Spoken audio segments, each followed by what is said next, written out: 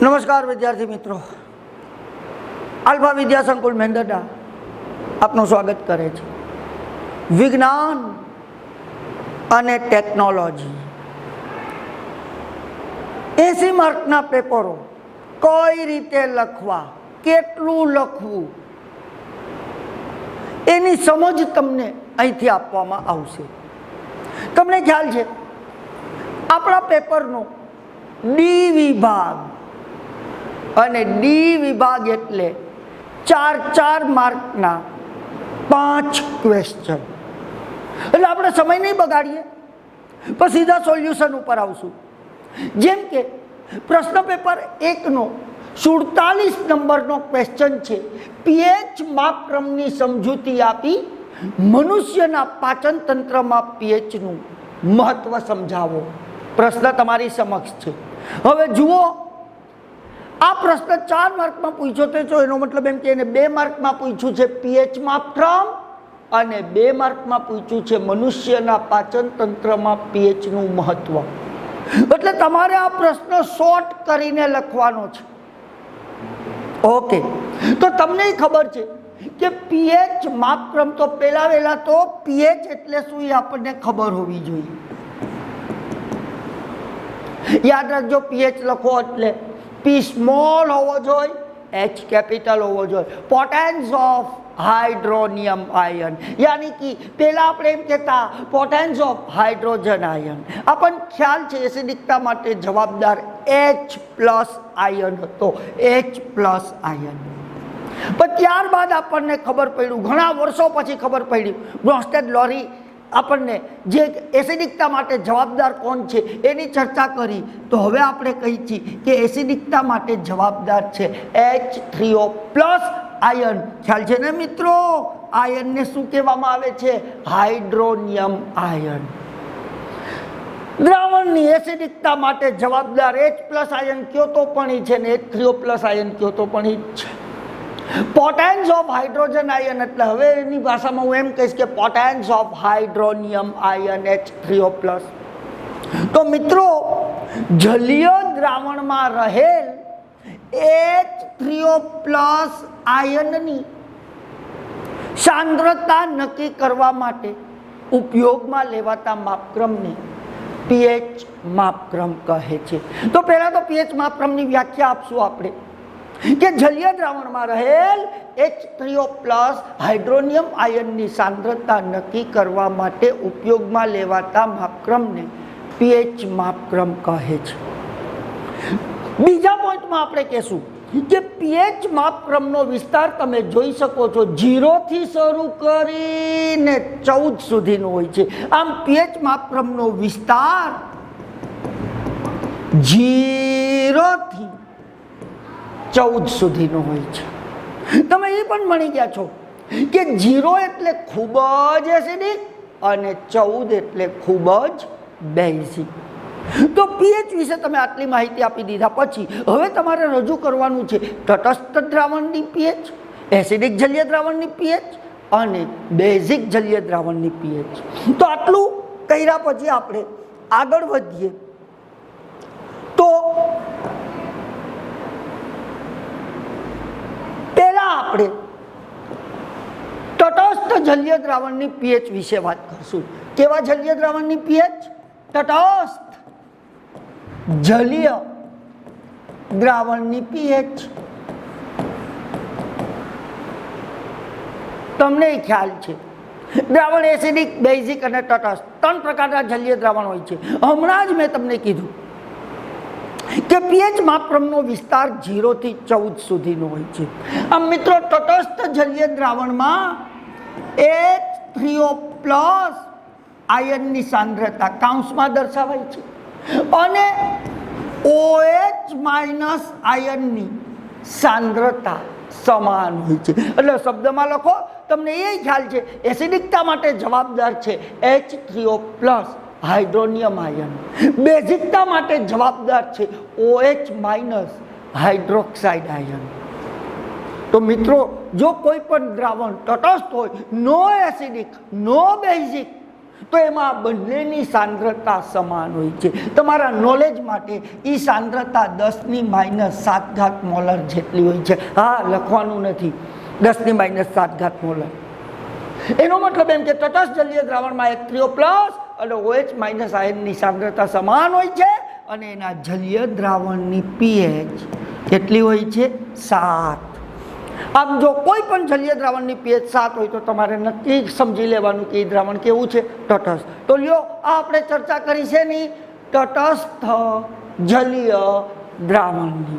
કેટલી pH હોય છે? 7. નાવ આગળ વધીએ. હવે આપણે જે ચર્ચા કરશું એ એસિડિક જલીય દ્રાવણની pH. તો તમને ખ્યાલ છે દ્રાવણ એસિડિક છે અને દ્રાવણ એસિડિક હોય તો કયા આયનની સાંદ્રતા વધુ હોય? H3O પ્લસ આયનની સાંદ્રતા એ OH- આયનની સાંદ્રતા કરતાં વધુ હોય. ગાણિતિક ભાષામાં આમ લખાય એને H3O પ્લસ આયનની સાંદ્રતા ગ્રેટર ધેન OH- આયનની સાંદ્રતા, તો દ્રાવણ એસિડિક હોય.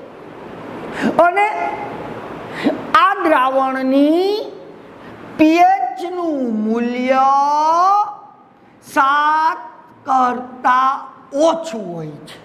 એટલે કે pH લેસ ધેન 7. એટલે કે જો pH નું માપ 7 કરતા ઓછું હોય, 6, 5, 4, 3, 2, એ દ્રાવણ બધા એસિડિક કહેવાય. જેમ H3O પ્લસ આયનની સાંદ્રતા વધે, દ્રાવણની એસિડિકતા વધે, pH નું મૂલ્ય ઘટે છે. એનો મતલબ શું થયો મિત્રો? કે એક જલીય દ્રાવણની pH 5 છે અને બીજા જલીય દ્રાવણની pH 3 છે. તો બેયની pH 7 કરતા ઓછી છે. તો બે દ્રાવણ એસિડિક છે. પણ કયું દ્રાવણ વધુ એસિડિક? તો કે જેની pH ઓછી એ દ્રાવણ વધુ એસિડિક હોય છે. તો pH બરાબર 3 છે, વધુ એસિડિક છે. કોના કરતા? pH બરાબર 5 કરતા. અને ઈ પણ 100 ગણું વધુ એસિડિક છે. તો આટલી ચર્ચા કર્યા પછી હવે તમારે બેઝિક જલીય દ્રાવણની pH વિશે વાત કરવાની છે. તો બેઝિક જલીય દ્રાવણની pH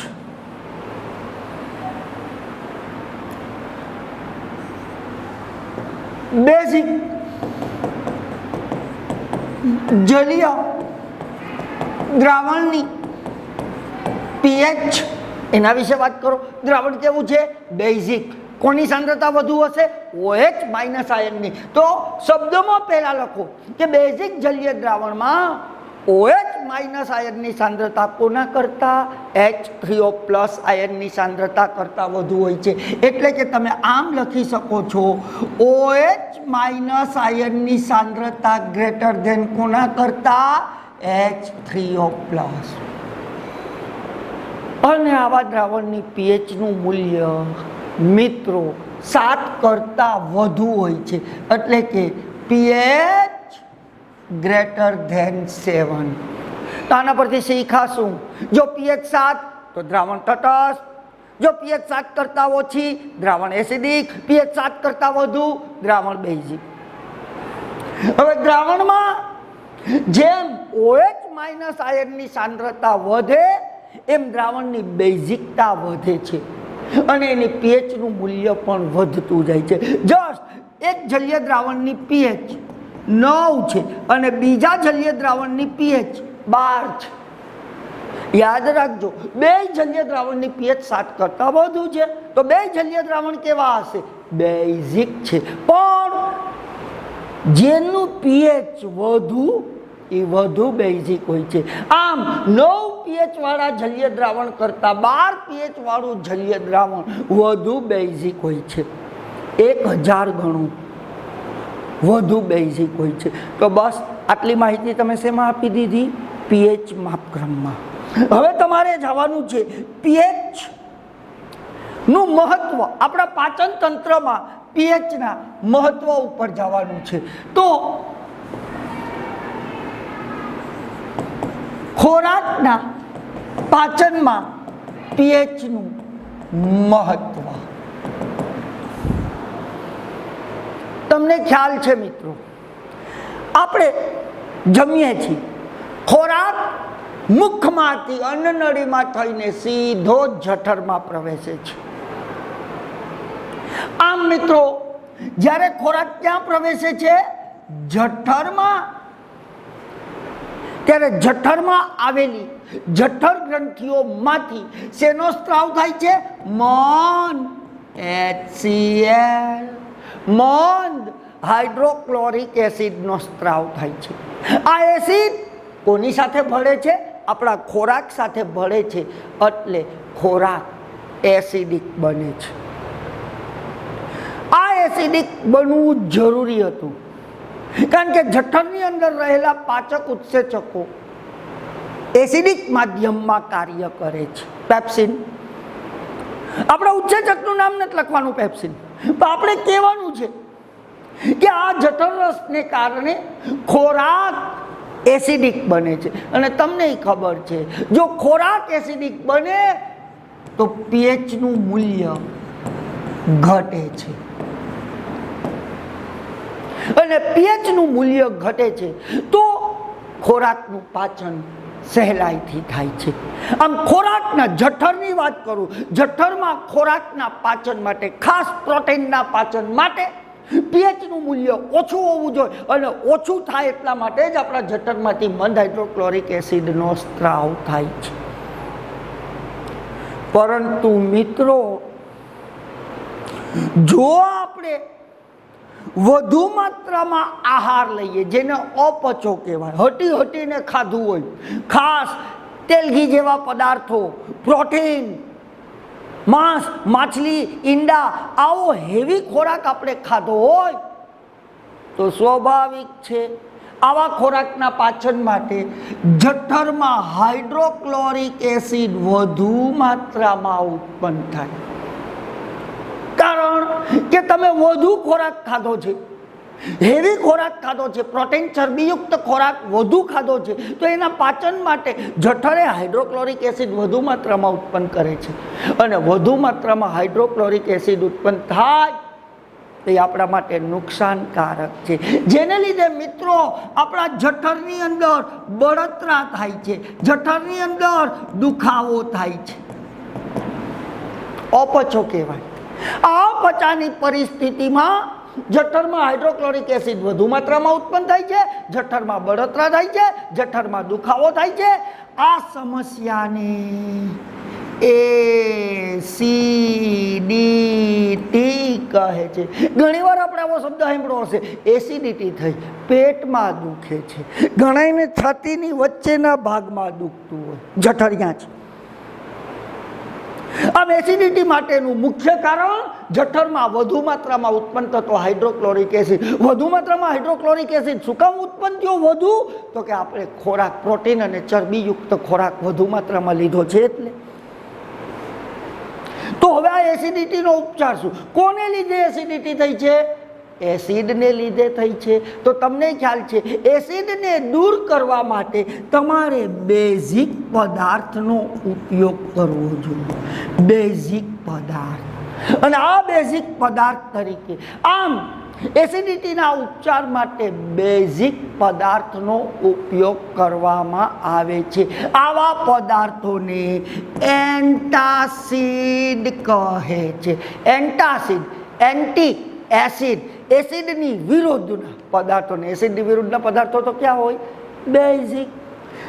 આવા એન્ટાસિડ પદાર્થ તરીકે તમે ભણી ગયા છો NaHCO3, baking soda, MgOH, twice milk of magnesia.